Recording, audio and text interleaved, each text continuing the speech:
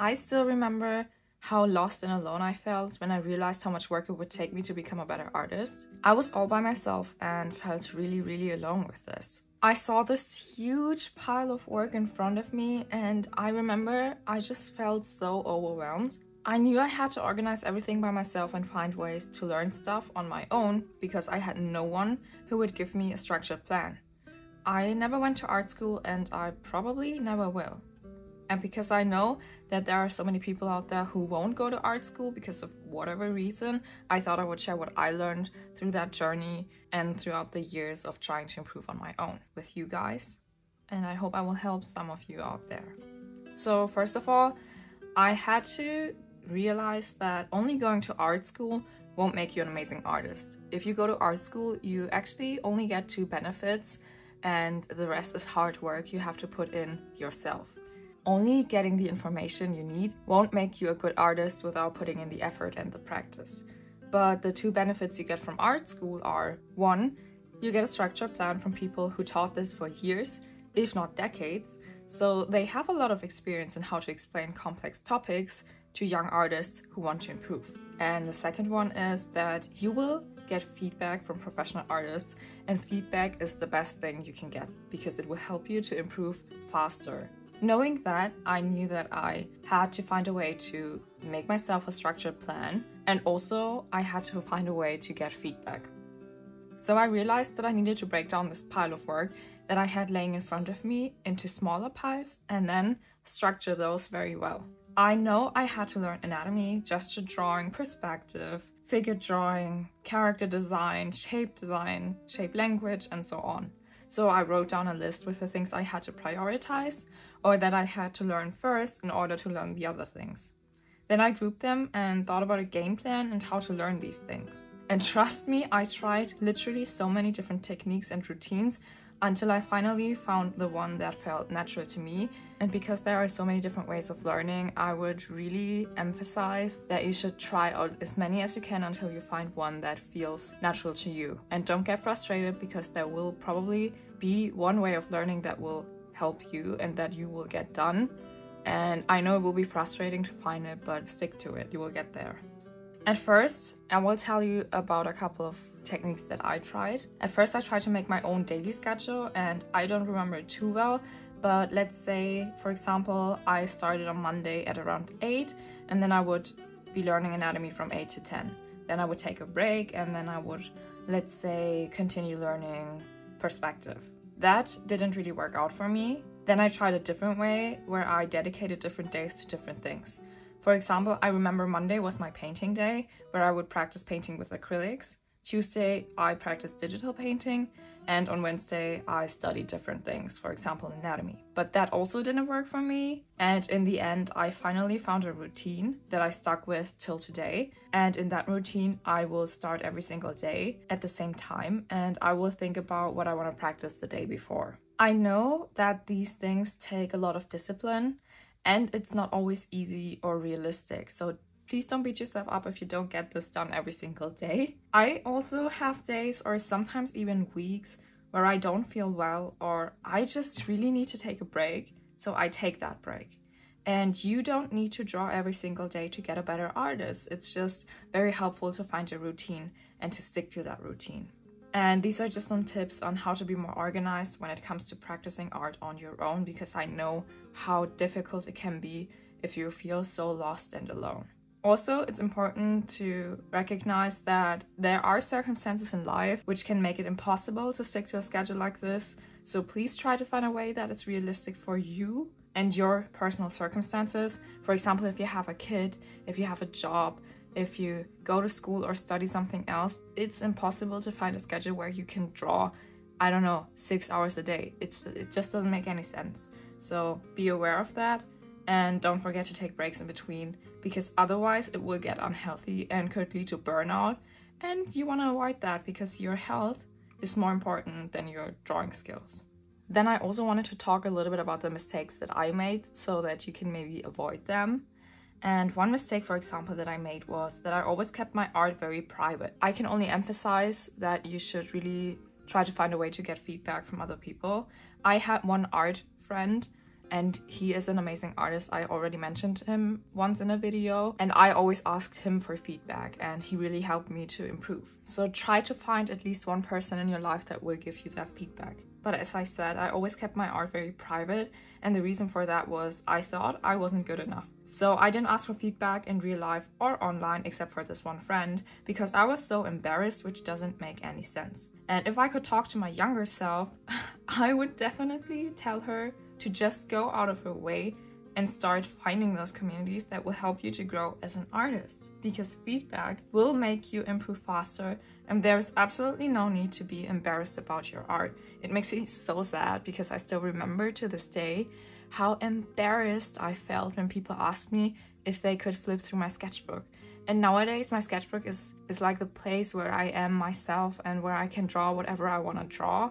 And it's so sad, and it makes me so sad to think about the past and how I belittled myself with that. When I see younger or new artists now that just started out, and I can see how much fun they have drawing and how committed they are into improving, I am just so impressed, and I want to help them improve so much because there is so much potential in every single one of these artists. And I really wish I wouldn't have felt so negative about my own art all the time, and instead just used my art to connect with other artists. If you need help on connecting and you don't have people around you in real life, then I can only tell you that there are so many Discord servers you can join and so many artists you can ask for feedback there, or friends you could make. Try to connect to people. Of course, if you are like me and you can focus better on your own, then try to find a balance. Maybe join those servers while you're doing something that doesn't take up so much brain energy or focus. And maybe, I don't know, if you're warming up, then you could join those servers and talk to people. Or if you are doing something very repetitive, I don't know, let's say drawing cubes or boxes or whatever. I also found a small art community in my town, and I would have never guessed that I would find something like that. But I just met a couple of people who like to draw, and then I started to put them all in a Discord server, and now we sometimes meet up at a coffee store to draw. So that is very nice, and I feel more inspired and motivated, and I can learn so much from every single one of them. So I would also recommend you, if you have some people, at least a couple of people you know in real life that like to draw, then maybe try to find a way to connect all of them. Another mistake that I made was that I learned the wrong way. I know that might sound a little bit confusing, but hear me out. I didn't know that until I watched a video about the wrong way of learning. I will try to find it and put it in the description down below. If I can find it, then I would really recommend you to watch it, because it really helped me and opened my eyes. If you want to draw from photos only, then thinking in 2D shapes is totally enough. But if you want to be able to draw more from imagination, you should really try to break down everything into 3D shapes. I didn't apply that, and once I realized my mistake and changed my way of studying art, trust me, I started to improve so much faster. It changed everything for me. And I also stopped focusing on copying the photo exactly, and I started focusing more on learning something from the photo. And it doesn't matter if the end result doesn't look quite like the photo, but it looks more like a different person. As long as I learned something, that is totally fine. I also learned that you should listen to the advice you get.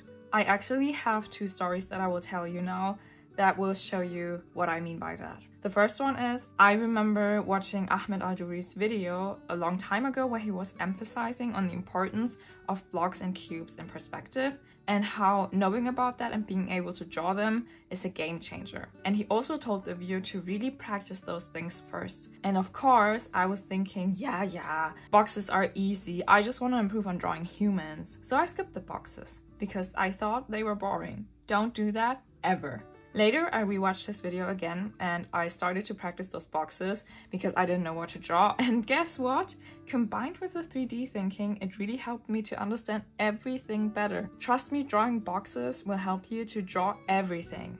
And the second example is, I remember there was this weekly art meetup that I joined a couple of times when I was still a teenager. And one of the girls there gave me the feedback to work more with straighter lines and less with those searching lines. And I still remember I was thinking to myself that those searching lines worked better for me. Guess what? Later, again, I realized that she was indeed right. I really learned a life lesson after these 2 realizations. Listen to the feedback you get. Really think about it, and if you come to the conclusion after considering it that feedback is not helpful, then that's fine.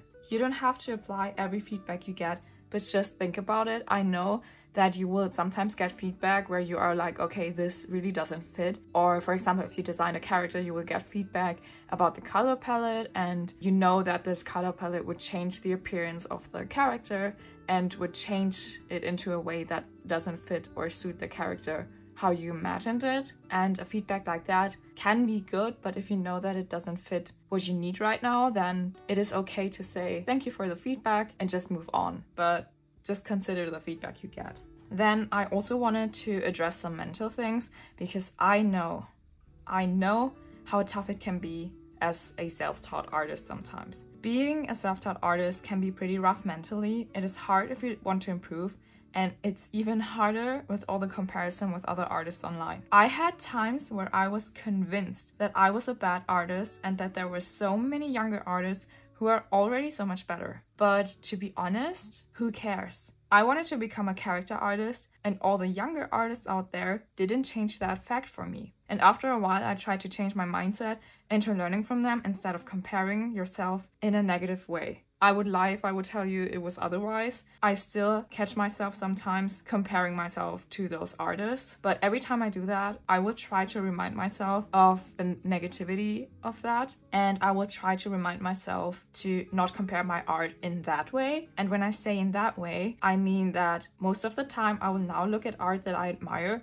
and think about what I like so much about it, and then see if I can learn that thing and implement it into my own art. And I think that is a positive way of comparing or learning. Also, don't forget that you don't know the history of those artists. You don't know about their past or their lives and how much time they spent drawing. You don't know if they had private classes when they were 9 years old, for example. And it is not fair towards yourself to compare your art with the art of people like that. Also, you don't know if they had to draw to maybe escape reality for a couple of hours because of the trauma they had to face and their circumstances, so please stop comparing yourself to other artists in a negative way. Sometimes I also need to take a break from social media, not only because of the comparison, but also because of the constant stimulation you get there. I notice that I'm way more creative when I don't start the day by staring at a screen and flooding my brain with so much information and input. I also think that I am way more creative on my own when I start the day, for example, by drinking a cup of tea and not by staring at a screen, because I feel as if I will then mimic the creativity of other people and the things that I see online, which can be good if you don't know what to draw, but at the same time, it could also lead to you not being as creative as you personally can be.